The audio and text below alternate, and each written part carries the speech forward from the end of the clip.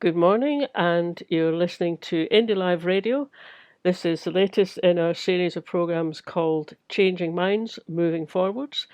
And this week it comes to us courtesy of Grassroots Oban for a meeting which they ran back in March 2020. The speaker at their meeting was Dr. Paul Gillespie. He is a senior research fellow in the School of Politics and International Relations at University College Dublin. He's also a writer on foreign affairs for the Irish Times. And the theme of the meeting was Ireland and Scotland, looking at our mutual histories and connections and comparing and contrasting those, especially now post-Brexit and in relation to the campaign for Scottish independence. It was a very vibrant meeting, lots of questions afterwards, and we hope you enjoy listening to it now. Here it is. Well, just to say, I'm delighted to be able to speak to you um, uh, from Dublin on this huge subject of Ireland and Scotland and Brexit and the consequences of it for us all. Now, I'll speak for about 40 minutes or so. I want to draw a good lot on work I've been doing as a journalist and with the Irish Times and as an academic researcher. I'm based in University College Dublin in the Institute for British Irish Studies, which is an institute that's been studying the British-Irish relationship really since the Good Friday Agreement in 1998. And I've done a huge amount of work on this, including plenty of work on Scotland. Um, but so I really want to it's useful from my point of view to recap for as it were a general audience on some of this research I've been doing, and it really to inject ideas and discussion into our follow-up discussion. I'm going to be rather more analytical than advocating, if you like, uh, um, because I think that's the way to get bring forward some ideas on how best to analyze what we're seeing before us. And there are lots and lots, of course, of comparisons to be drawn between Ireland and Scotland, both politically but also historically. And I'll draw on some of those as well. And just to say personally, I have a number of Scottish links.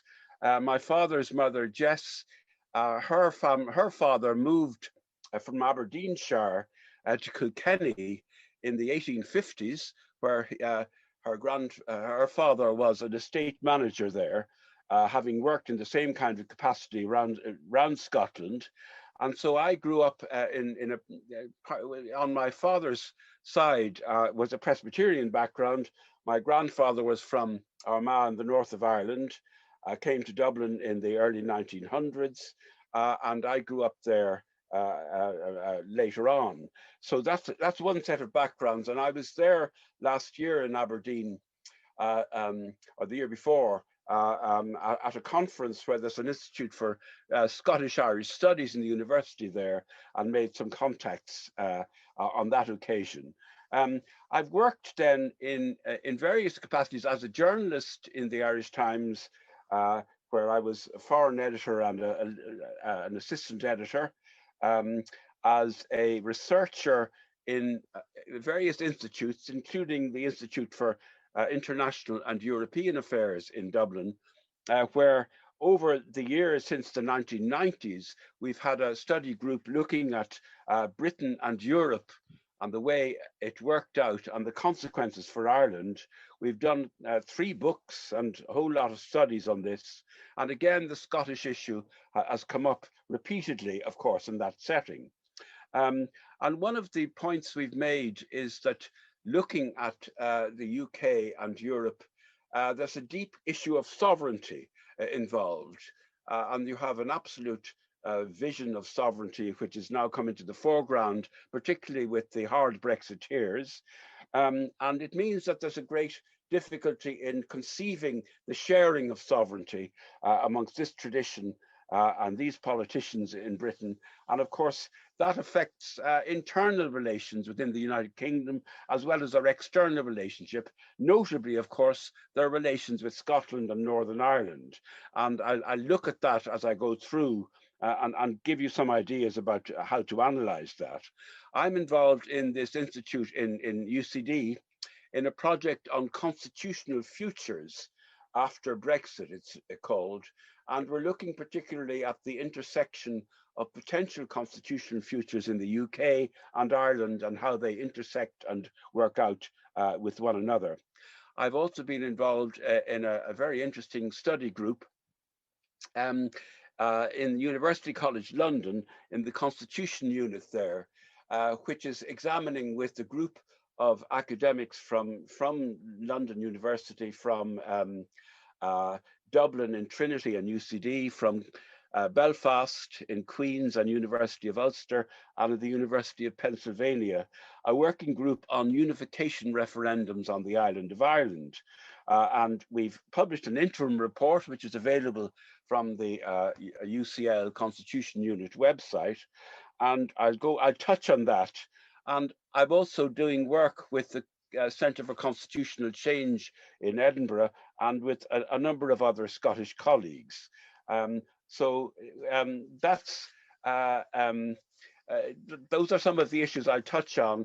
And I'll also, when I look historically towards the end of my remarks, I look at some of the very interesting connections more close to Oban and Ireland, in particular, my friend Sam MacDonald's wonderful shieling looking over Loch Ativ, which commemorates the old story of Deirdre of the Sorrows, and that links our two places together in a very compelling way. Now, first of all, I want to look at what I have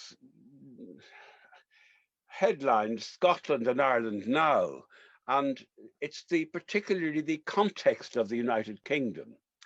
The whole future of the United Kingdom is moving to the top of your political agenda in Scotland, but also throughout England and in other parts of the UK, in a way that was really unforeseen several years ago, and is taking lots of people by surprise, including those in the major political parties. So this dual sovereignty crisis, as I describe it, externally vis-a-vis the EU and internally vis-a-vis the constituent elements of the UK, is now coming to a head. It's been long in the making. It's been stoked, though, by the Brexit, by the departure from the European Union, and of course the way that was carried and not carried through England and Wales, but certainly not carried in Scotland and not carried either in Northern Ireland. And that differentiation stokes up the consequences of this sovereignty problem. The work that I'm doing is based on analysis of scenarios in our institute in UCD. And I want just to describe some of this again as a contribution to some ideas as how best to understand it. And what we did, we wanted to identify the drivers of change, potential political and major constitutional change in the context of Brexit.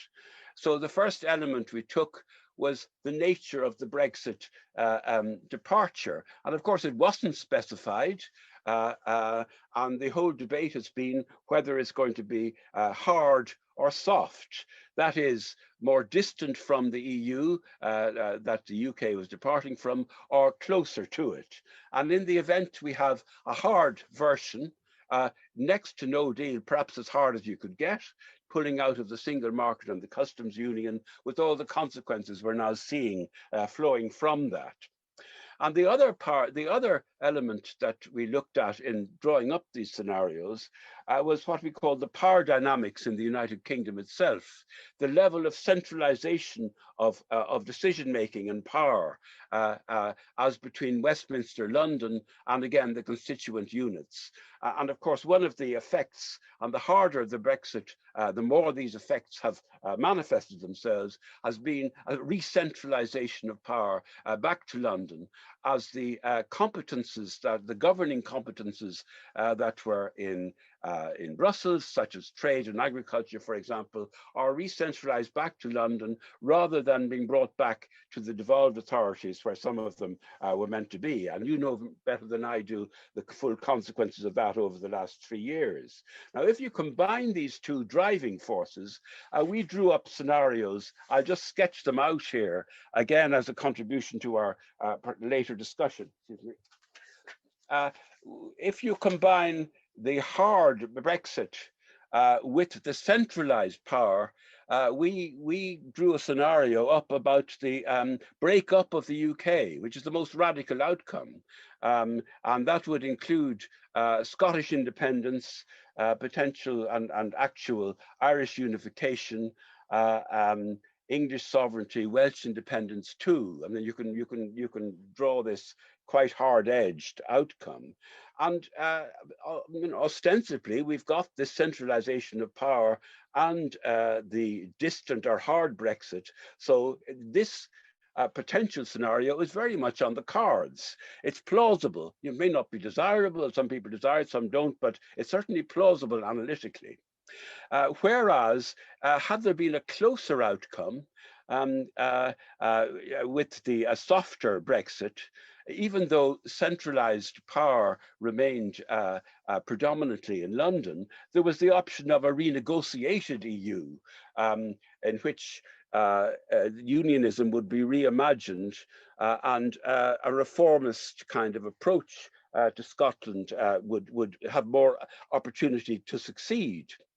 An alternative to that would be where you have widely dispersed power and it's still a hard Brexit, is what we call a differentiated outcome. And that's manifested most particularly in the outcome for Northern Ireland, which has stayed in this hybrid state, recognizing its unique political aspects, but where it remains in the EU customs union, but out of the single market with all the consequences specified in the protocol.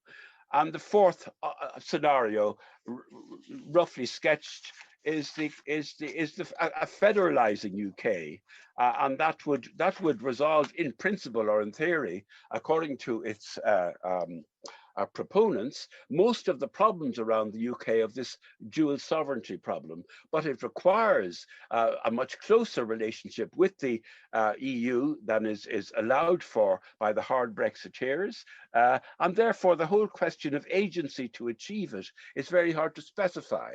The Labour Party has been working on this, but it's unconvincing, it seems to me, so far, and you have to, assess that. So those are sketching from Dublin, kind of analytical picturing of the way the UK might go. This has huge consequences for Ireland. Thinking about the possible futures involved, we see many of the political manifestations now. The reassertion by the Johnson government of this centralized assertive unionism,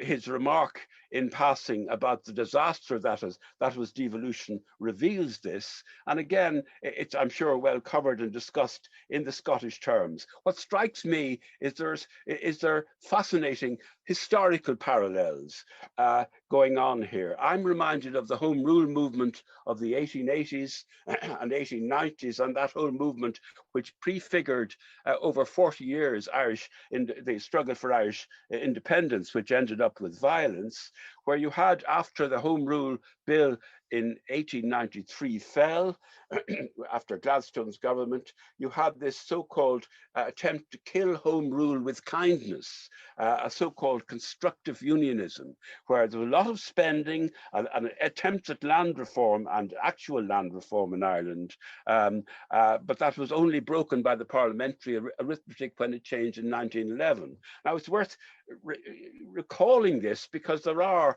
in this imperial structure of the UK many of those kinds of historical parallels. as we know, we didn't get home rule in Ireland. It was interrupted by the First World War, and then there was a transition in that war to violence, to the 1916 rebellion, to the 1918 election, and then to the Irish War of Independence, and the whole debate about revolution and violence and its role in achieving independence, which we're now having to remember 100 years on, and are doing and attempting to come to terms with that. So those are parallels arising from the structure. The agency I mentioned earlier for change is hard to distinguish, and one has to understand what's going on in unionism, in unions, and amongst unionists to come to grips with this. And of course, this is something, as we look at the consequences for Ireland of the way these forces work out, we have to understand all of those elements much more clearly. If we're going to have a debate, as it's now opening up in Ireland, about Irish unification as one of the consequences of what's happening, we have to understand what unionisms are concerned with throughout the UK, but particularly in the north of Ireland. And again, we've been doing work on this in our institute. We've published a special issue of a journal on comparative unionism. And this is kind of preliminary to the really important discussions that we're going to be facing over the next 5 or 10 years, it seems to us, as these issues work themselves out. Now, they're working themselves out, secondly, in a major context of the European Union itself after the UK's departure. And that departure, it's worth underlining, and I certainly argue this, the fundamental weakness of the UK vis-a-vis the EU came through in these negotiations, notwithstanding the assertion, particularly by the Brexiteers, but on both sides, of the principle of sovereign equality. This is a state of 65 or so, 66 million, up against a continental entity of 400 or 500 million. Somewhat reduced, of course, by Britain's departure, but the asymmetry of power there is very visible in the negotiation. And the tattered, fragmented nature of that agreement that was reached the end of December is now beginning to work itself out, it seems to me, and this is showing itself up. And of course, one of the temptations for the politicians involved is to try and cover or mask that by blaming the other, and that's one of the issues that's going on. So if a disruptive approach is being sought, it's being sought, I would argue, very much in the context of this, again, dual sovereignty question. And if we're getting rows, which we are, and are going quite deep-seated now about the trustworthiness of this British government vis-a-vis the Northern Ireland Protocol, where they've, for the third time, raised the issue of breaching articles in the agreement, you're up against an issue that is driven not only by London's relationship with Brussels, but I would say too, in a way, to warn the Scots, you are going to vote in May, about the issue of borders and the disruptive element of borders. I think there's as much of an element of internal politics going on here as there is of external politics. Now, I want to look at the way in which the UK and Ireland futures intersect. And again, I'm drawing on the work where the research we're doing. In Ireland, the whole Brexit crisis, because it's brought Northern Ireland out of the EU against its majority vote, it's opening up a debate on unification, which goes alongside Scotland's own debate on independence and its future. And the two are sort of, as it were, rolling together, and they structurally related and intersected. If you look at this in northern terms, it's striking what's happened in the last 3 years, that the issue of unification has come from being rather quiet, taken for granted, but not as much in the foreground as it now is. And that's happened notwithstanding the establishment of power sharing, and notwithstanding also um, uh, uh, the attitudes of many people from a Catholic nationalist background towards unity, which changed during the exercise of devolutionary power, because many people from a Catholic nationalist background are willing to accept a devolved settlement in the north of Ireland and not a unification scenario, so long as it works. But if it doesn't work, if it becomes dysfunctional also by taking the state out of the EU, the issue of unity as an alternative has arisen once again. And it's driven by Brexit, partly by demography. The census this year will show probably a Catholic majority within the within Northern Ireland. It's driven politically by competition looking to the assembly elections next year, where it's conceivable that those from a nationalist, Catholic and other background will actually have a majority over against unionism. So you've got these complexities opening up and an abstract issue is becoming much more concrete. One of the things we're doing in our research is we're examining how people are seeing this on the ground, how ordinary citizens are seeing this. There was a small citizens' assembly was held by our colleagues in Queen's University in 2019. They had 50 people gathered, and they particularly asked them about attitudes towards the status quo, that is the continuation of Northern Ireland in the UK, and the potential for Irish unification. And they asked them further about the possible shapes of a united Ireland, because it could be either devolved, which would continue the power sharing arrangements as we now have them in the north, or it could be a unitary in which you no longer would have that power sharing arrangement and devolved governance within Northern Ireland, but have a unitary state centred on Dublin. And in fact, we discovered that for people, first of all, weren't aware that there would be alternative shapes for a united Ireland of that kind. And secondly, that those, as they became aware during that discussion, during that day of the Citizens' Assembly, particularly those from a Protestant unionist background, became much more interested in a unitary state than in a devolved one, partly because they saw the benefits of escaping from the dysfunctionality of, as they see it, of the devolved power sharing arrangements so far.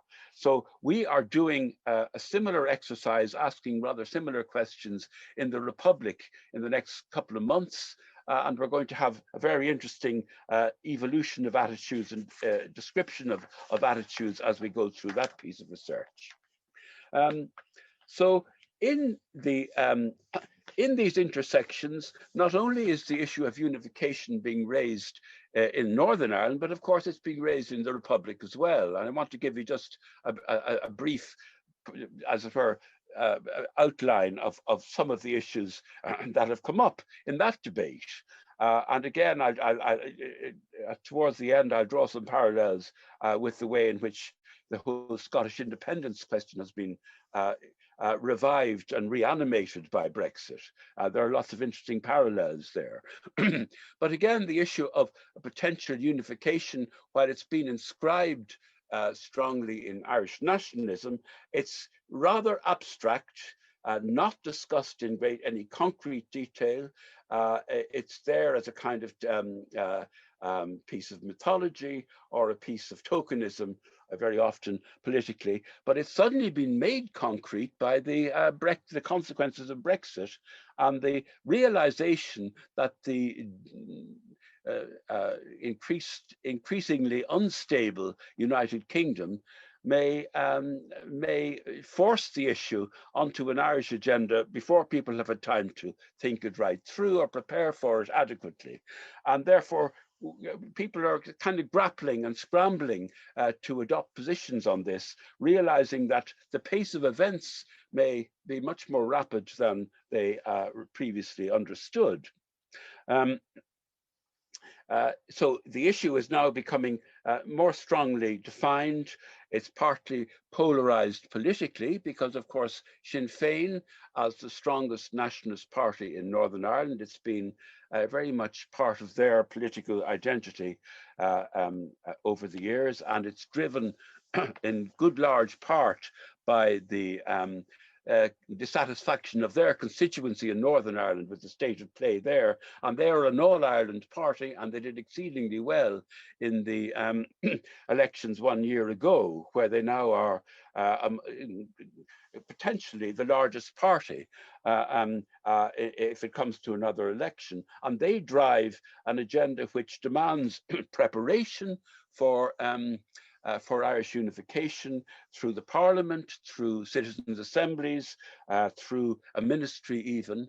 And in response to that, the other parties, particularly Fianna Fáil and Fine Gael, the two parties arising from the Irish Civil War, who are now unprecedentedly in coalition with the smaller Green Party, but they have adopted what they called a shared island approach, which is alternative to immediate demands or prospective demands for unity, emphasize a gradualist approach to North-South relations, repairing the Belfast Agreement, Good Friday Agreement institutions, developing good economic, social, political and cultural relations on the island, prior to, and if you like, as a condition for any further discussion about unity. Now, this is an evolutionary agenda, could be seen towards a longer term unity perspective, or it could be seen as one in which Ireland in the Republic would, if it works out this way, be happy with a reformed and changed United Kingdom so long as the borders remained open and relations, human and political and other relations, remain open on the island of Ireland. So that's one set of issues that we're facing up to, that between the gradualist approach and a preparatory approach. There are those who say on the preparatory side, look, this may go much faster than you're anticipating, driven not least by developments in Scotland, of course. You have to prepare for change. You have to think it through. You have to think particularly about whether the shape of a potential united Ireland would be devolved or unitary. You'd have to think, for example, about whether, if it came to referendums, North and South, which are provided for by consent in the Belfast Agreement, whether the government in Dublin would offer the model of a united Ireland prior to any referendum, or offer alternatively a process such as a constitutional convention, which would be triggered in the event of a vote for unity. And that's a very interesting and important issue. The work we've been doing, and I mentioned it with the University College London Constitution Unit, examines this question of potential unification referendums in Ireland in some detail. The interim report has been published and is available on their website, and we're preparing the final report now.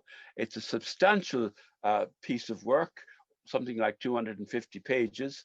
It analyzes the context in which all this is happening, including some of the context I've outlined here, fills in gaps, particularly about the configuration of referendums, North and South, the shape of an Ireland that would be on offer, this issue of the model or process, and also the effect of developments in the UK on developments in Ireland, this intersection effect that I mentioned.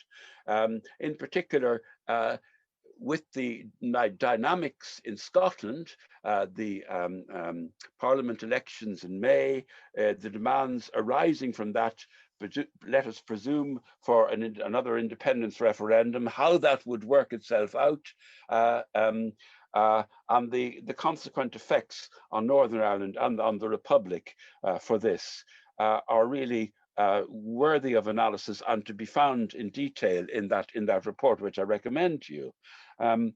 So in that kind of setting, it's very interesting to see that for Scotland and Northern Ireland and the Republic, these issues of referendums, borders, and EU membership are increasingly shared interests and concerns. So that makes, of course, for wonderful opportunities for comparative political science analysis, but it also has real political consequences, and we need to know what these consequences are politically as citizens if we're going to make sense of it all in the coming period. So that's a kind of sketch of where we are now.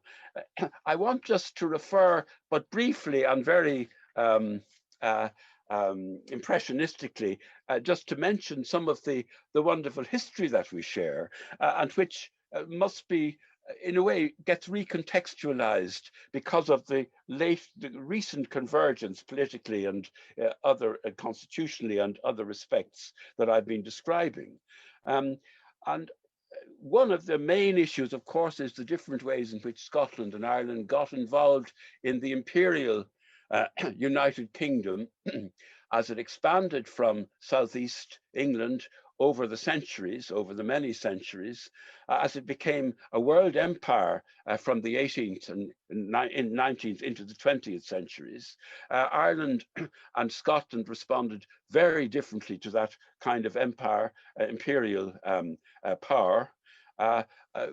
Going earlier to the 16th, 17th centuries, you have the whole issue of colonialism, settler colonialism, much of it driven into the northern part of Ireland from Scotland, mainly from lowland Scotland, as we know, and all of the effects of that, plus the effects of the Reformation and the religious changes, the effects of Jacobitism. I'm just mentioning these commonalities and contested histories to contextualize any discussion we would have. Always the distinction between Highland and Lowland Scotland and Ireland comes through. And that particularly is the case, of course, when we go earlier to the early medieval and medieval times. I mentioned my friend Sam MacDonald, who's in the audience, and my wife Deirdre and I have been. I visited Oban a couple of years ago to celebrate the shieling that Sam has erected in memory of his of his wife, who died a number of years ago, which commemorates the story of Deirdre of the Sorrows. I'm not sure if maybe you're familiar with this, the great love story of Deirdre and Naoise, where Deirdre fled with Naoise, her young lover, and they went to Scotland, according to the story, but gathered around Loch Ative are all the place names recording that ancient story, and it's in a very uncanny way. And the memorial looks over this wonderful lake and in a shieling and commemorates it. And I'd recommend you to visit and learn more about it if you haven't encountered it. A message when it was launched in the presence of Mike Russell and Mark Hannafy, Mike Russell MSP, and Mark Hannafy, the Consul General of Ireland, from Michael D. Higgins, the Irish president. Michael D. said, "There is no place on our islands more representative of that shared inheritance than Argyll, once the home of the ancient Gaelic kingdom of Dalriada. It was there that Cuchulainn, the warrior hero of Ullad, was said to have learned the arts of war, and it was there that Deirdre sought sanctuary with Naoise and his brother, Arden and Anya. I am so pleased that a magnificent memorial will now rest forever on Bean Glas, not far from Glan Etive, and may it stand as a monument not only to the common past of the peoples of Scotland and Ireland, but to the shared destiny of our two ancient countries." And that captures very well the drama of this monument. Deirdre and I went to Iona during that time and were entranced, of course, by that monument and the links that it tells about, as the later ones with Dal Riada. And so, and the later ones again in different kind of contexts in the 14th century with Robert Bruce. So you've all these links that are re-remembered now, and it's the history of memorials changes as history changes, and therefore it's worth reflecting on this as we talk about, and I'll conclude on these notes, some thoughts about what I would call Irish and Scottish futures. And I mean, I won't apologize for dwelling on, if you like, the macro politics, the constitutional aspects of this. They unfold from these dramatic events that we're living through. It's what I'm studying, and it's what any expertise I bring to bear. But I know that they're regarded, and it comes out in the Citizens' Assembly work we're doing, sometimes again as abstract, but they translate into everyday politics and everyday citizen concerns in ways that are we must draw on, and that's the use of such encounters as we're having this evening. There are lots of sympathies and a lot more knowledge and active participation in Scottish-Irish affairs in all sorts of ways and levels. We have the rugby match coming up at the weekend. Culturally, through all sorts of literary and other musical links, through recent exchange and study between the Irish government and the Scottish government of links between the two, a report published just in January, which is well worth looking at.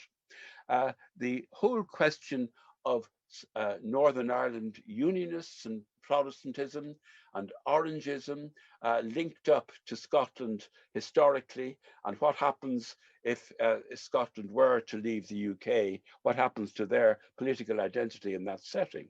So it's worth thinking about all sorts of futures. Geography won't change, even if history does. We're going to need to think about futures, and if you want to use the constitutional language, that future could be in several different ways that are worth exploring, confederal.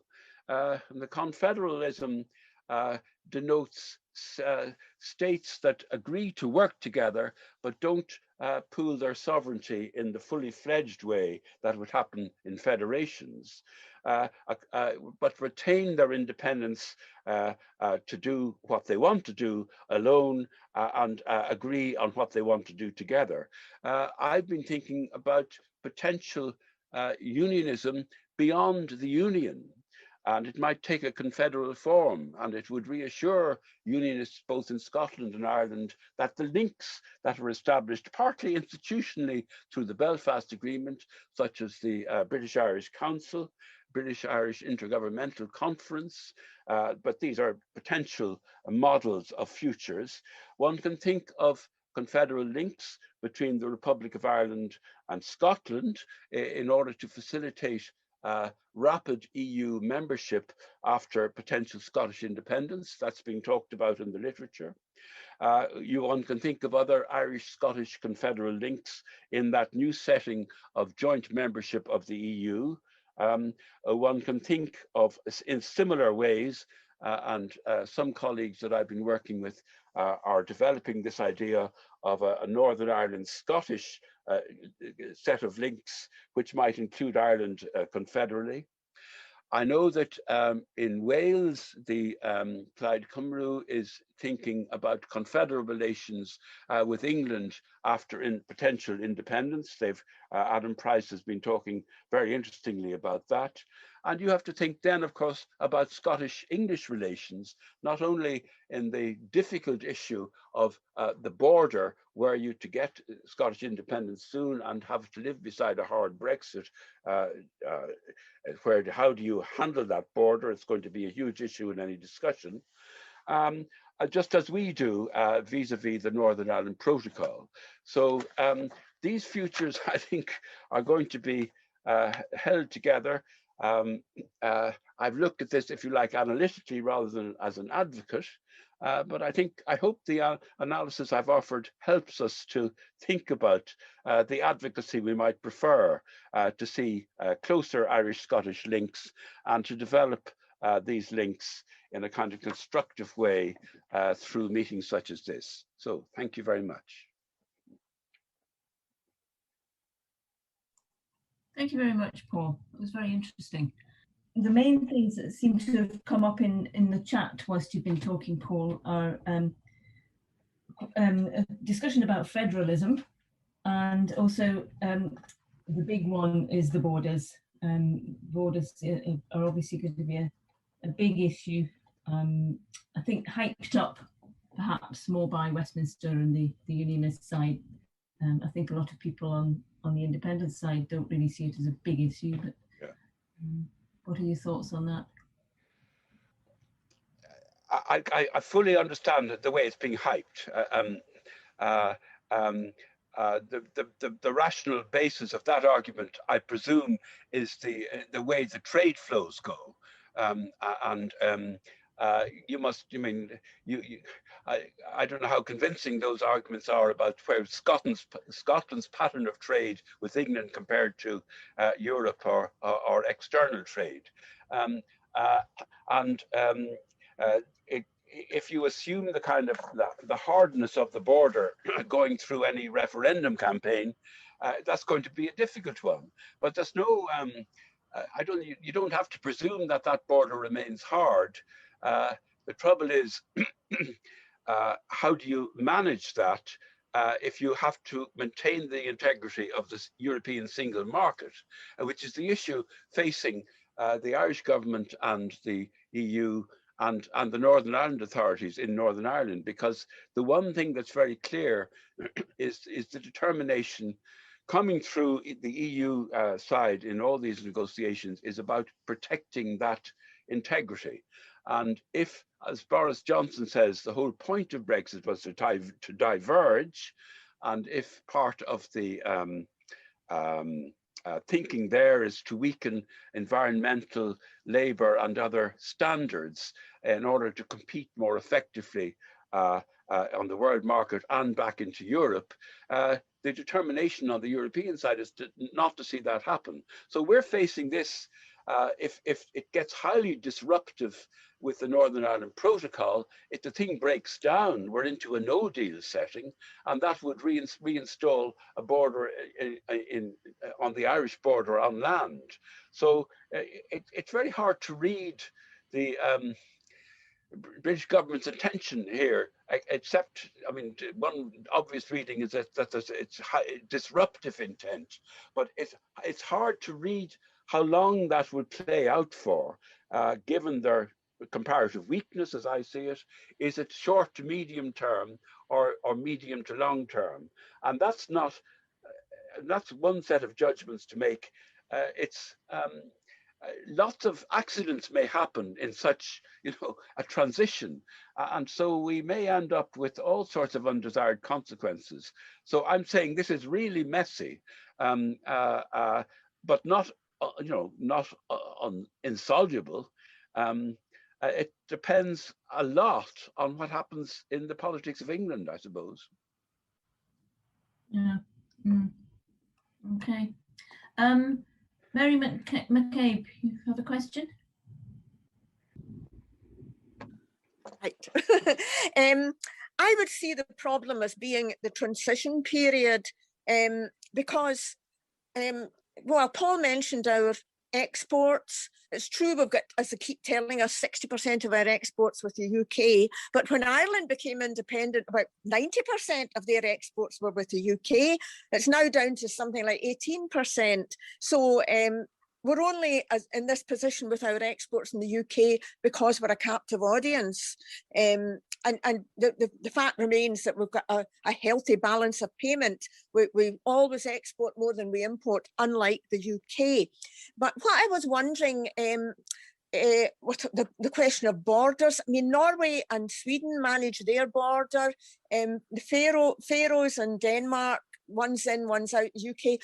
out the EU. I know that the problem is because they're all in the single market anyway, but would it help if Scotland had a period of being in EFTA, like being an associate member of the EU, so it had a foot in both camps, so to speak, at least in a transition period? Do you think that would be helpful, and we could gradually go into the full EU if we wanted to?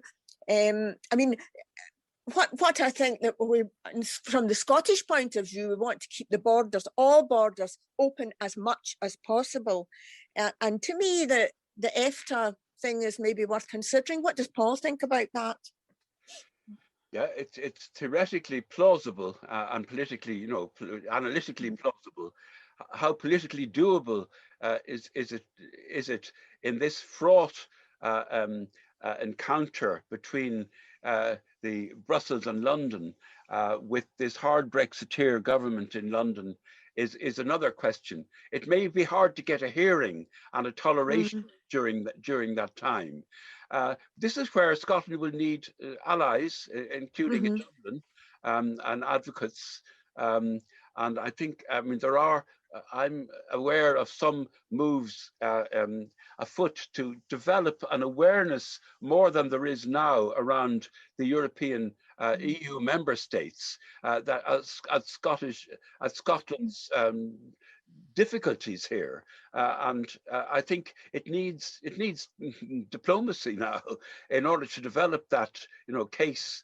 Now I just say, and that is important because in 2017, in April 2017, Enda Kenny, the Irish Taoiseach, got the agreement of the European Council that were Northern Ireland to unite with Ireland, it would automatically become a member of the EU, just as East Germany did in 1990.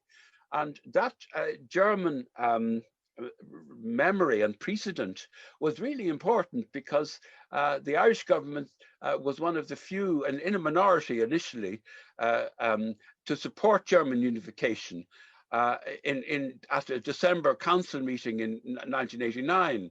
And the next 6 months, from January to July 1990, Ireland had the EU presidency and oversaw a couple of special summits in which German unification was agreed unconditionally, and earning the great gratitude of the German government. And I remember very vividly Coles being in Dublin 6 years later in 1996 during another Irish EU presidency, when he said, "You stood by us and we will never forget that." And it's true. And therefore, actions and words and diplomacy matter, in these kinds of settings. Consequences. I think the element of legality and due process that is part of both the British and the Scottish constitutional culture, are worth emphasizing in this setting, and they're very different to the Spanish one, for example, et cetera, et cetera. So I think the Scottish case needs to be heard as much, maybe much more than it already has been, diplomatically around Europe, yes. Thanks. We'll go to John Gosling. As you can tell, I was brought up in the middle of England, in Birmingham, and moved to Scotland in 2002 officially. I was coming up before then. One of the things that always confused me, and I still don't understand it, is how on earth people voted for Brexit, particularly in England. And I found it very strange. And I read a book by Fintan O'Toole, yes, called Heroic Failure, ? And it led me to wonder, first of all, what you thought about all that, and whether Brexit can in fact be sustained. Will there not be a revolution? What do you think? How stable is it? How stable is this Brexit, do you think, in England? Oh, I think everything I've said would lead me to believe that it's unstable, destabilizing, and likely to be unstable. And reflects much deeper processes going on in the British state and in the empire that, the global power that it had before. So Yeah. it's an unfolding of very long-term processes. And I think so many of these issues were under-discussed or not discussed at all, or taken completely for granted in all sorts of stereotypes and political mythologies, which Fintan O'Toole explores brilliantly very often in his work. And his background, is as a literary, cultural critic, very fine theatre critic, very good literary critic, and he has that eye in political analysis for the telling, not only the telling phrase, but the telling cultural moments, and transitions. So he does that very, very well. But to say that it's destabilizing, I don't think that means necessarily that it's incapable of reform, or that it has to go in a revolutionary direction. If you define, breakup as revolution, which in many ways, of course, it would be, that would be radical revolutionary change. Whether it became kind of social revolutionary change is another different kind of dimension. Certainly constitutionally radical change. But the trouble is, you've got a waning sense of Britishness, as we know. That is the glue that held things together. Austerity has driven stakes into the welfare state glue, the post-war social contract that held things together, including with Scotland, obviously. You've got the, I didn't mention, but obviously seen from Ireland, the huge shift of political affiliation and identity amongst people from an Irish Catholic background in Scotland, from the Labour Party to the SNP in the last period, is another shift which can be related to these ones. And then you've got the way in which English government in England is so centralized. That's one of my themes. It's also central. I mean, you've got the whole ways in which cities and city regions are underplayed, and again that reflects back on the party political structure and the constitutional structure that they have. So there's an awful lot that needs deep reform and change, not to mention the House of Lords, all that Westminster apparatus of government. Now, there's a kind of belated realization of this,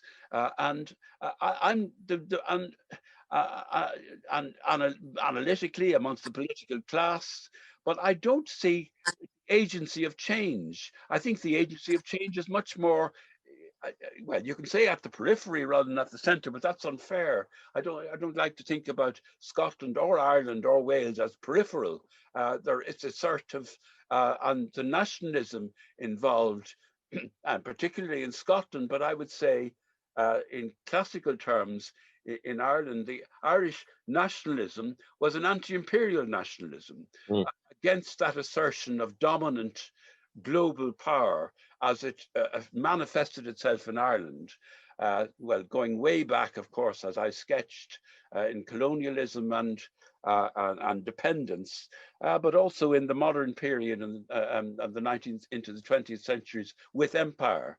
Now, Scotland and Ireland experienced empires in very different way. Scotland was far more part of empire, as was the northern part of Ireland, through that industrialization of empire and the participation in all sorts of ways. The English fallout from this, the hollowing out of that industrialism in the 1970s and 80s, is part of these big changes. So I'm the big question I keep asking is, where is the agency of change in the UK? And it's hard to see, and therefore to some extent that gap has been filled by constitutional politics, including in Scotland. I don't know if that helps you, but well, thanks very much. Yeah, that is very useful, actually, I think. Yeah, it's not a very good outlook, but still. No, what you know from as an analyst of history and politics is that sometimes history speeds up.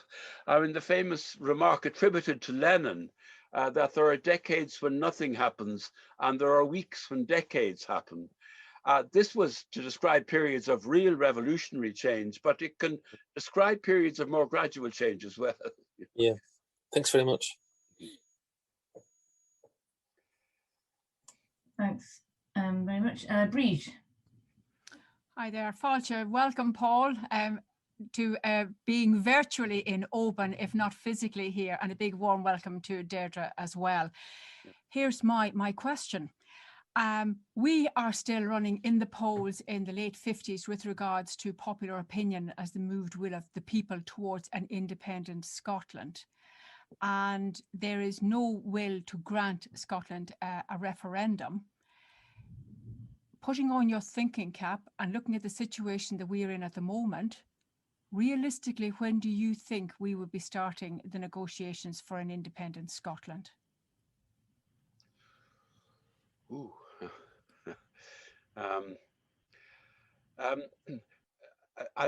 Let me answer this question by thinking comparatively again. In this working group that I've been involved in from University College London, we're having to examine the circumstances in which a Northern Ireland Secretary of State would call a referendum on Irish unification. Now, they're obliged to do that if it appears that there is a majority for it. There's also discretionary power, but thinking about the evidence that would be brought to bear in any such decision, well, you could think about elections, including parliamentary or assembly elections. You could think about a vote in Parliament. You could think about polling, and you could think about the makeup of coalitions. And I think now there's no specification of the detail of that in the Northern Ireland example, but I think the lessons to be drawn there and some of the informal soundings we took on it in this working group would point to a sustained period of majority sentiment in favor of a vote on Irish unification.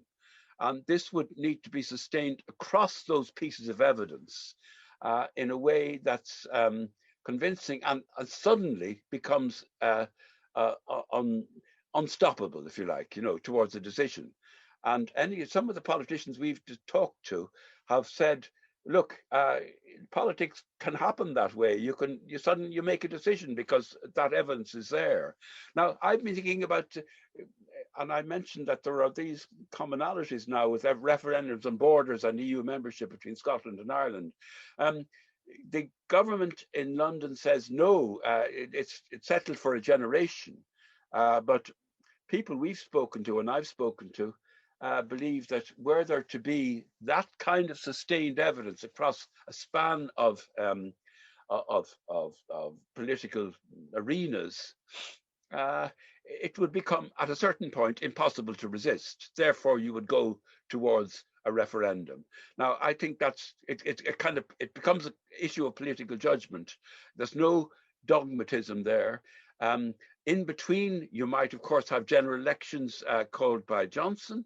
I think there's been whisperings of this. It might suit him to go after the COVID thing to get a reinforced majority, and therefore to be able to say, let us say, after the Scottish elections in May, that he has a mandate to trump that, and this would be politics, raw politics. Now,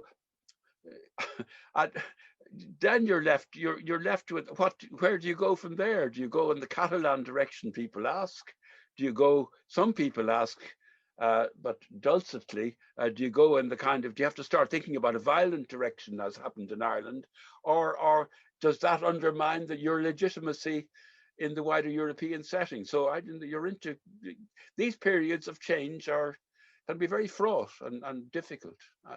So I can't predict. Again, I would suggest that it helps to think in scenario terms, that I put up 3 or 4 potential futures there. You need to examine those systematically and think them through, and then you're somewhat better prepared for them, perhaps.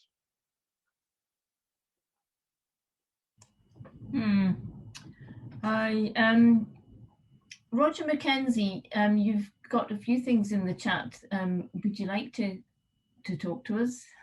Where are you, Roger?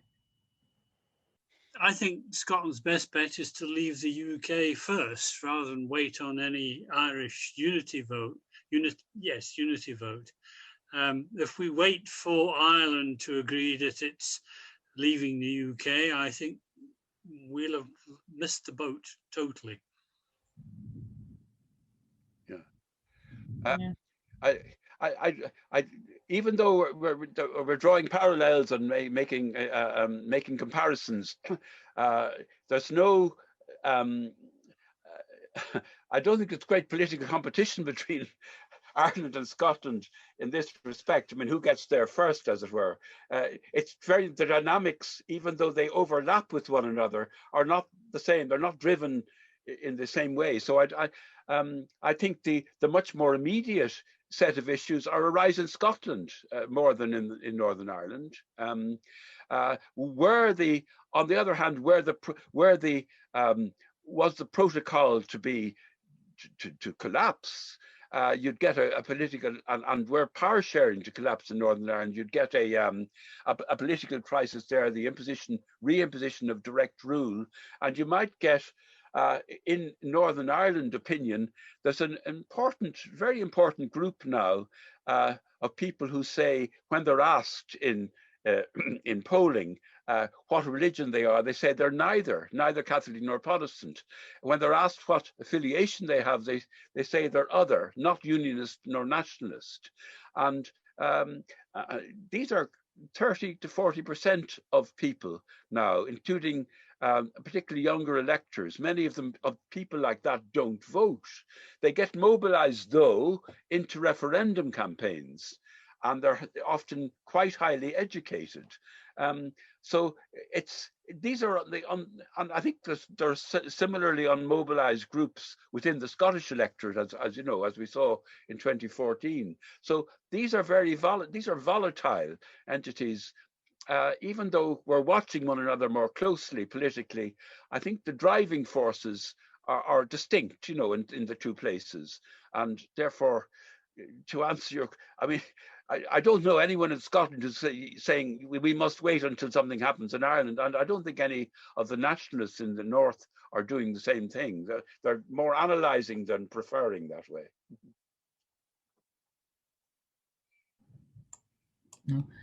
Colin.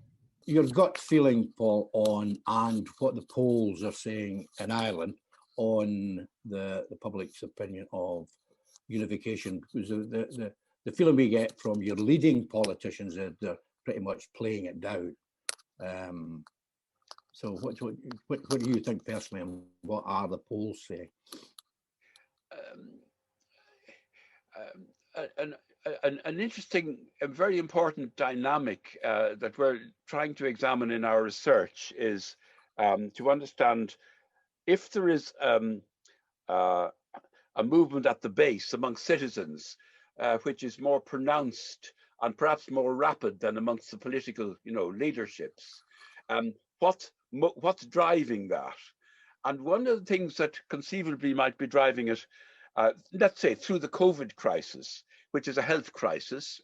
We have a developed health system in the Republic, which combines public and private in a way that's very distinctive, comes out of the history, comes out of church involvement in social welfare provision and health provision, but is now increasingly dysfunctional for a much more modern and wealthy, a better organized society. So we have a huge issue of health reform. You have a lot of admiration in the Republic for the National Health Service. In England, a lot of Irish people would know it and know that it's free at the point of, free at the point in principle anyway. So see that as a way to improve things. So if people north and south see unity as a way to a better, a fairer, a newer Ireland, that is a kind of ground force working towards unification. If through a crisis in the European arrangements, through the protocol, for example, and the way it might be driven by a disruptive Brexiteer London, if suddenly people say, look, we have to maintain access to European markets and want to do that and want to do it rapidly, again, that would shift things. And there's some evidence of those shifts happening, but it's early days on that yet. And were you to get a lot depends here on economic performance north and south, whether people would see the issue of taxation and the British subsidy is brought into bear in the same way that perhaps it is in Scotland also, and the way that will be negotiated out. So until these are clarified and debated much more and researched much more, it's hard to say. But my gut feeling is that the driving forces I've identified in the UK, insofar as they bear on Ireland north and south, are driving people towards a much more articulated sense of what unification would involve. And if in that setting you can link together dissatisfaction with the status quo with the hope of change in a transformed Ireland, well, you may get a momentum that becomes much more powerful than the political elites understand. Thank you.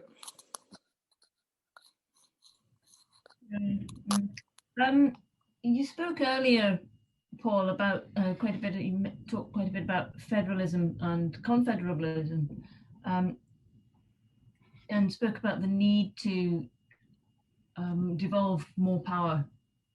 It seems to me that not only from Westminster, but even in Scotland, that power is being centralised more and more. Yes.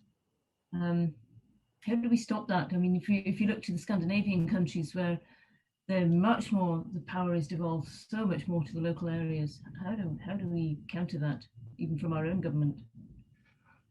Very good question. I have written and done a good lot of work on the nature of local government in Ireland.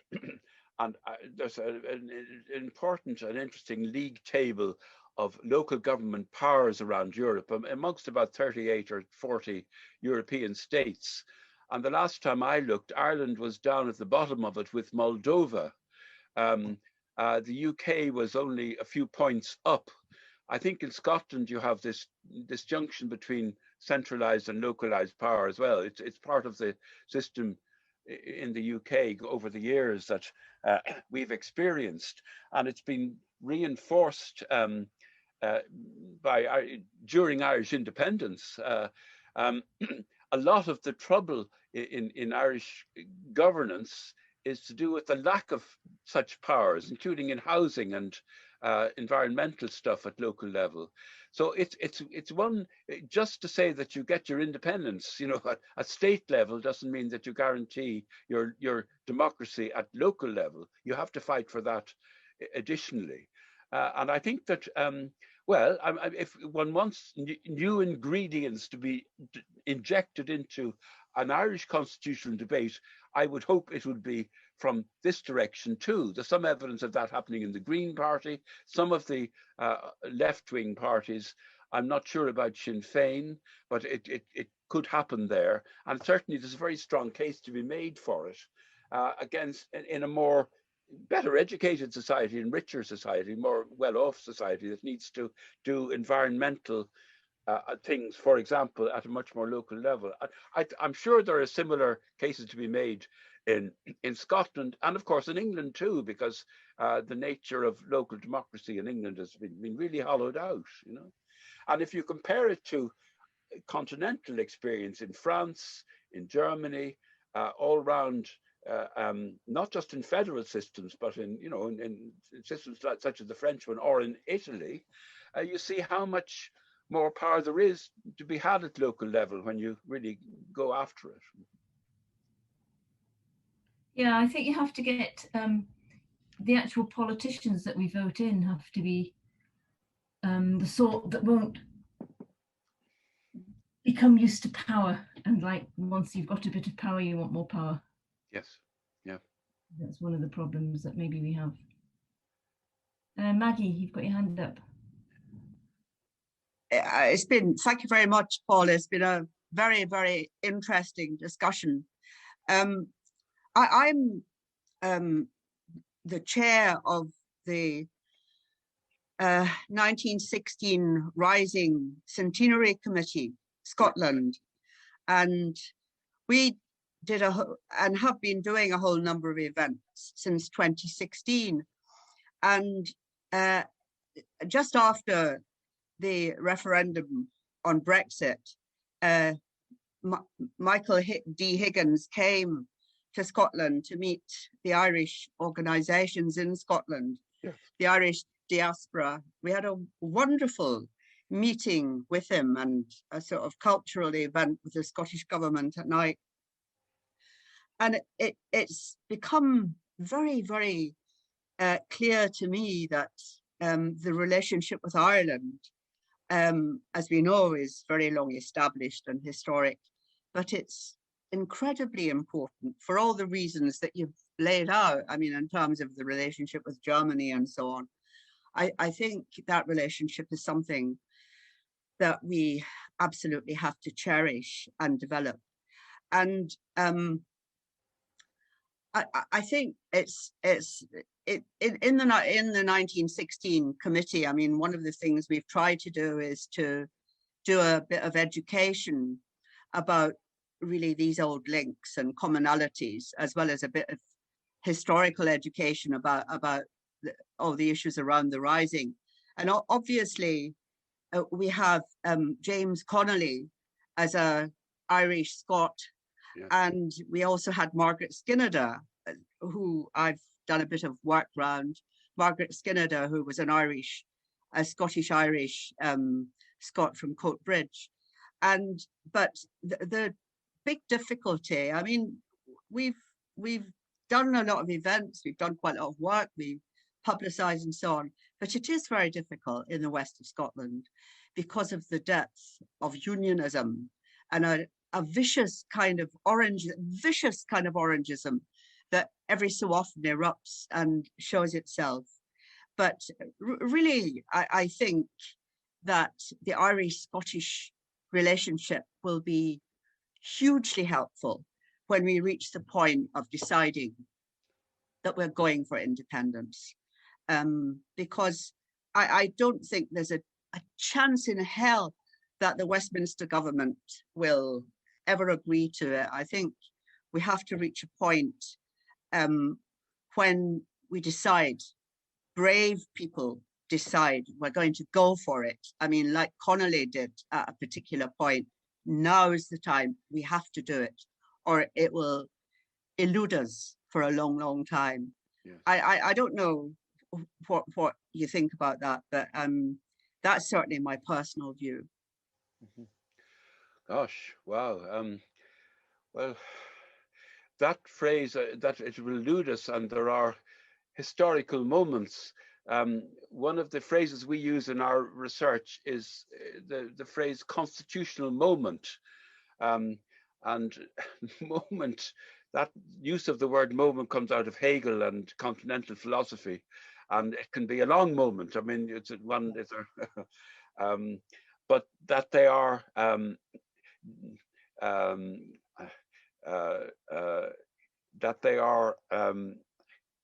historically defined and particular opportunities. Yes. Is the knowledge of all revolutionaries and all, you know, political change involves risk, and you have to be able to recognize the conjunctures.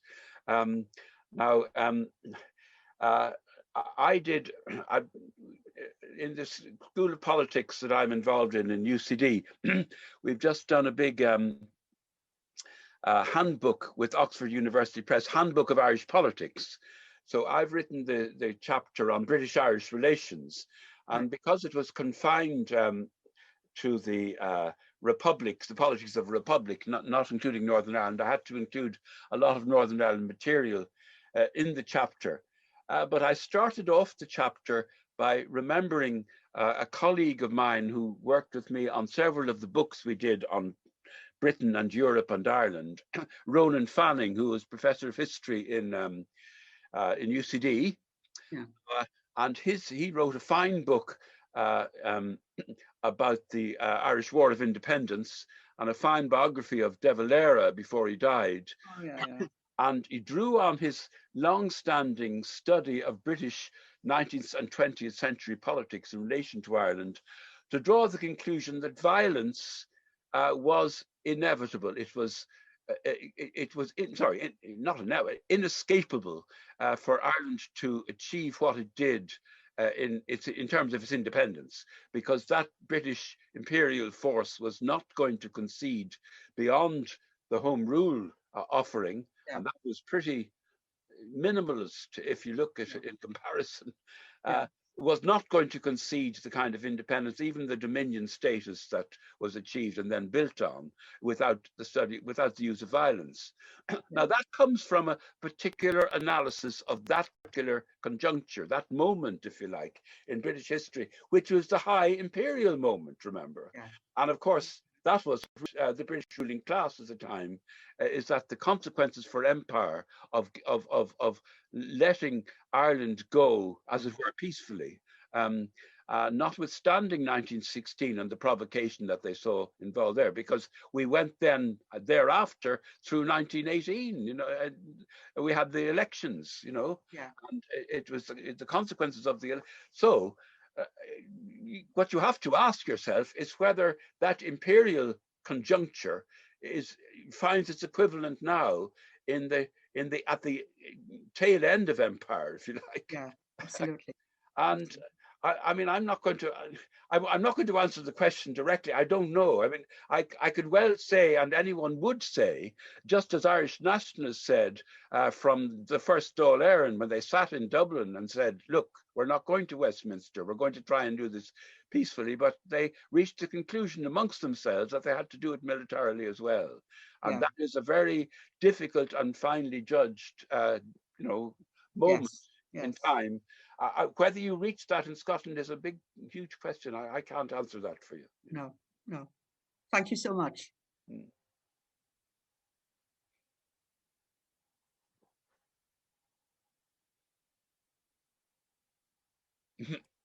Andrew Simpson. Hi, Paul. Thanks again for tonight. I was just wondering if there was a successful plebiscite vote in Scotland this year, do you think this would be more, would this put more pressure on the UK government, and would it be accepted internationally? A successful, if it was held after, if it was called by the Scottish government, yeah, as part of the elections this year. Well, I would have thought yes is the answer, but again, just let me go back to 1919 and 1918. What did Ireland do? They went to the, you know, the Versailles Treaty. They weren't allowed in because the British had done their diplomacy with Wilson, and it was President Wilson who didn't accept that the Irish would have a locus standi at that meeting. If there's a vote, if the nationalists get a majority in the May elections and call a referendum and win it, you've got a something equivalent to the 1918 electoral mandate in Ireland. You have to go and diplomatize that, legalize that, legitimize it. I would have thought that's a very strong card to play. And as I mentioned in the Northern Ireland context, it's a democratic card after all. Absolutely. Where it goes to, again, you have to, that's why you have a big need for a diplomatic apparatus to deliver on this. it may need, you know, it may need qualitative change. You also need, you need allies who can multiply your voices around Europe at that point. Thank you. Edward. Thank you. Thank you, Paul. Great discussion tonight. It's a sort of long-winded question, so if you could bear with me for a minute or two. I was brought up in the 60s when Celtic were doing well in the European Cup, etc. And a lot was made of the fact of, because of the success, violence in Northern Ireland didn't spread to the west coast of Scotland. Bearing in mind what has been said by unionists and paramilitaries in the last week or so, can you see violence erupting again in Northern Ireland and then spreading to mainly the west coast of Scotland? Gosh. Thank you. All the evidence that I know of says that loyalism is not a completely spent force militarily, but it's minuscule. There might be 200 people involved in some of these organizations. A lot of them are to do with street gangs and drug, you know, semi-criminal stuff, and that's well enough known. The major mass organizations have been stood down, but the DUP in particular has handled all this crisis over the protocol so badly. Their links with the Tories in London have been so incompetent, and they've been ditched so much that they're very worried about the electoral outcomes next year in the assembly elections next year. And the polling shows that they're falling away and they're bleeding away support both to more intransigent unionists and also to the other group that I mentioned. So they're inclined very much to stoke this question and to use it then as a kind of threat in dealing with London, dealing with others. So there's a kind of artificial aspect to this. The trouble is, this is, you know, if you let this go on and you don't respond to it politically, it can become self-fulfilling, arguably. I don't see much evidence for that yet, and I think there'd be so much reaction against any resort to violence, including from within the Protestant community itself, that is probably containable. And the shift would happen much more towards opening up the question of unification or alternative futures rather than in that direction. Now, these are just my political hunches. So I don't see much real potential for that kind of spillover you mentioned. But if the British state regards all these developments as existential crises, remember they've stoked these waters too. One of the things that Brandon Lewis did as Secretary of State was drop the agreement that was reached last year to handle the question of historic crimes. And one of the sets of lobbyings he was getting was from the British Army. There's big loyalist disquiet at that because the loyalists were working with the British Army in stoking a lot of this violence during the Troubles. So that kind of deep state stuff could come into play. I presume it could come into play in Scotland as well. I mean, this is an existential crisis for the rulers of the UK, and some of them are exceedingly unscrupulous and untrustworthy, as we've seen. So, and that's something that I would say, but I would be reflecting a lot of Irish opinion on this, let us say.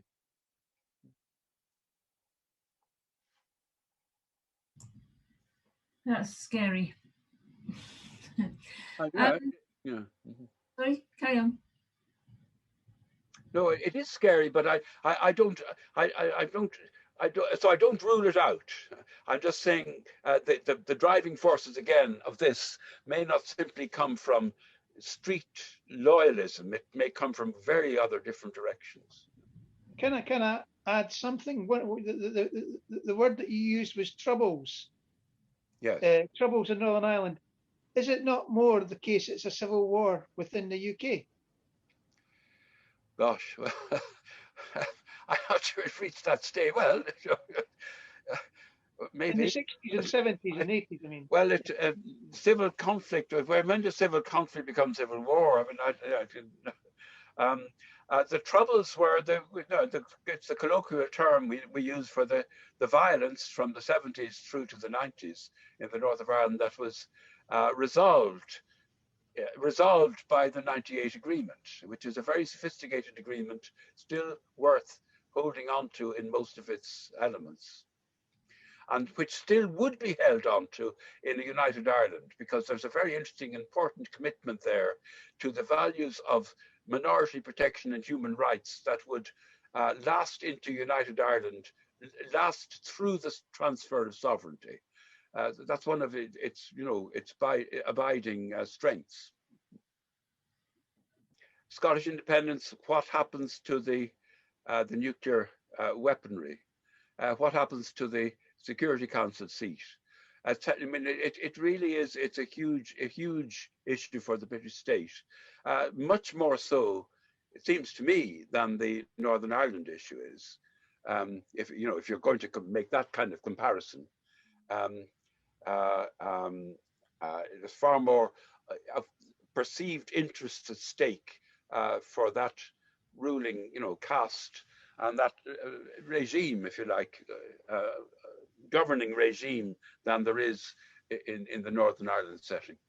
And that's why, people from Scotland, there is something unique about Northern Ireland that has a genuine sense. And that's recognized, and the phrase is used, the word is used in the relevant treaties, and it's used consensually.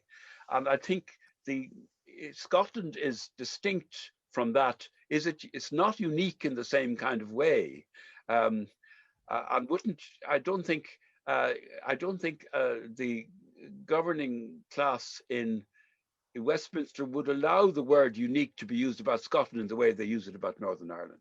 Is that... Lynn Jones? I wonder about the symbolism of the monarchy, which I think was quite important 100 years ago. And the monarchy is a symbolic loyalty to the monarchy. There's still been a strong feature of loyalists in Northern Ireland. With the not too distant future, a change in the monarchy coming up and its shaky status in the public esteem, does this have any relevance at all, do you think? Or is it merely a sideshow? I just wonder. Gosh, I'm sure it does. I'm sure it does have a relevance. The weakening, if it happens, on the monarchy's legitimacy for the governing regime in the UK is really central. If you think about sovereignty, I was talking about sovereignty, where does it reside? Well, it resides in principle there.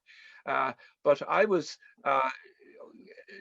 participating in a very interesting discussion the other day in the University of Maynooth with Gavin Esler, who's written this book on the UK's future. And one of the participants was Bridget Laffan, who's an Irish political scientist working now on the European University Institute in Florence. But she made the point very interestingly about the functioning powers of the British monarchy when it comes to dealing with the British government, comparing it to the Italian president, who she's been observing closely, and saying that, in fact, the Italian presidency functionally has much more of a role to play in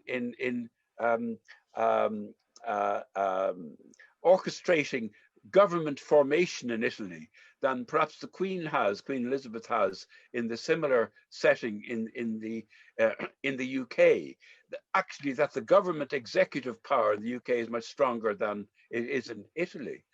In which case, comparing function by function, the Italian presidency is much stronger role than the British monarchy has in that kind of executive power element. Whereas the symbolic role is huge, and I'm sure it's strong in Scotland. And is this not why, I mean, Salmond a number of years ago was talking about the 4 or 5 unions as distinct from the political independence, including the monarchy? I don't know. I mean, in the north of Ireland, the monarchy is strong. How much across the communities, I'm not sure. I'm not sure there's been much work done on that. There's a kind of sentimental attachment, as there is in the Republic, to Queen Elizabeth, and her visit to Ireland was a hugely symbolic event. I mean, this was the height of the symbolic power available to that monarchy. And the return visit by Michael D. Higgins a couple of years later was equally important. And that's remembered. But in the passing and in the transition in the monarchy, it opens up questions of a difficult transition in the middle of a constitutional moment for the UK of transition can add up. I don't know, you've more insight on this than I would, but it adds to the ingredients of destabilization, it seems to me. Black swan is an issue we deal with in scenario building. An obvious one would be a sudden transition in the monarchy.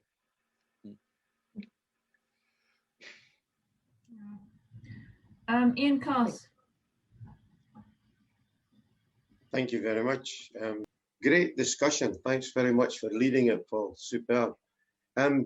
What I would like to I'm concerned that we're all getting too concerned about what might happen on the dark side of what we're trying to achieve. And what I would like to point out is things like we should be thinking about how mobilizing our young people, and we're going to do that. We should be thinking about how we mobilize that to music, art, drama, sport. I keep thinking of, your Celtic connections, 784. These things have much more impact. And we should be trying to look at all the positives. In many cases, Celtic connections brought together musicians from Scotland, Ireland, Canada, USA, New Zealand, wherever. And boy, did they have an impact. And that's always, when we work with people like the Irish and the Americans and the Canadians, we start to go places. And up here in Orkney, we work hard on the Scandinavian connection. By heavens, that's strong. And I want to take all that music, art, drama, sport into all these conversations. But in doing that, try to convince Denmark to speak up on our behalf and Sweden to speak up on our behalf. And we should be always trying to enlist the happy side and trying to enlist our Irish cousins, because they'd be a huge help to us. I think that's great. I mean, you're right, and I think you've an open book on that with Ireland.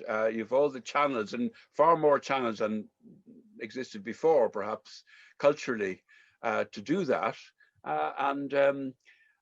Well, I was hoping that when the Deirdre of the Sorrows story is an example of a resurrection there. Those plays haven't been done, the Yeats Sing plays. They'd be worth thinking about doing in terms of high drama, but there are lots of other connections too. And I think also your point about Sweden and Denmark really interesting, because I know they have a big debate in Scotland about Nordic links as complementing Irish and other links. And we have, of course, the old Viking connections in common as well, if you want to go back historically. But these exactly are the kinds of places you need to go to for support. When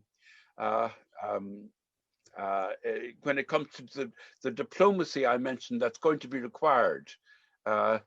to legitimize any votes in favor of independence. Yes, I perhaps should have said, Paul, I'm speaking to you from Orkney, which is a strong Norse connection, Scandinavian connection, and we're very proud of that. And we actually have an Orkney Norway Society Association, and we're the only place outside of Norway that celebrate Norway's Independence Day.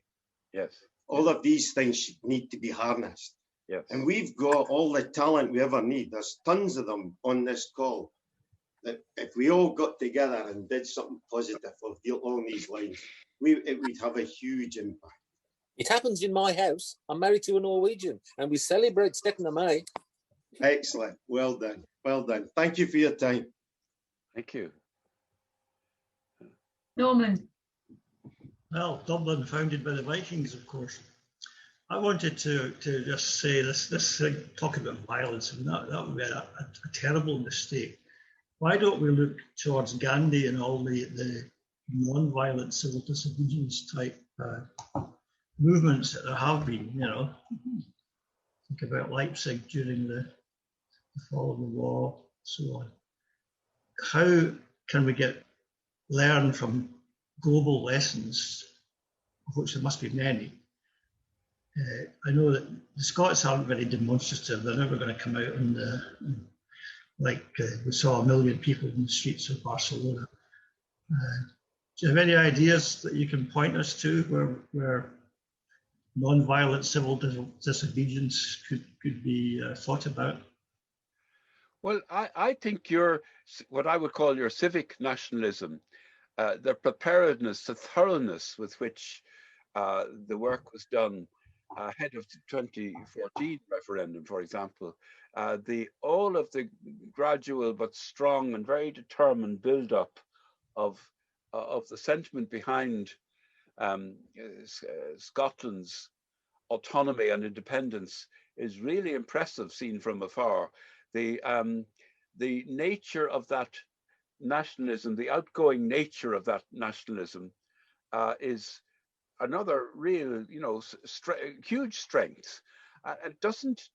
It's not just demonstrated by street numbers. It's demonstrated by the old, I was going to say Republican traditions that are involved in civic nationalism in Scotland, civic republicanism, if you like. That kind of tradition is there. Therefore, it's the mobilization of that is impressive impressive internationally. I think I talked about the moment 100 years ago for Ireland. It was at the high imperial moment. It's not the same kind of moment now, and therefore the non-violent methods are much more convincing. And there is also, for all the quarrels with and arguments with London, there is the principle of consent is conceded by them, which is not elsewhere. And it's a matter of getting that put legally and legitimated. Again, that comes into play with you. So I think, I don't think there's any automatic read off at all from the Irish history of 100 years ago to your story now. It's a very different context and setting. That's what I would say. I was struck by your quote from Lenin about decades that happen in a week. And there's a line of suddenly everything was changed utterly. Now, we don't really know what happened at Jericho, but we know that there was a sudden turn, 180-degree turn in circumstances. Yes. I think we're near a tipping point like that suddenly things will change. Yeah. I've done a fair amount of work in this analysis of crises in political science and history, and there's a good lot of theorizing and some very good work on it.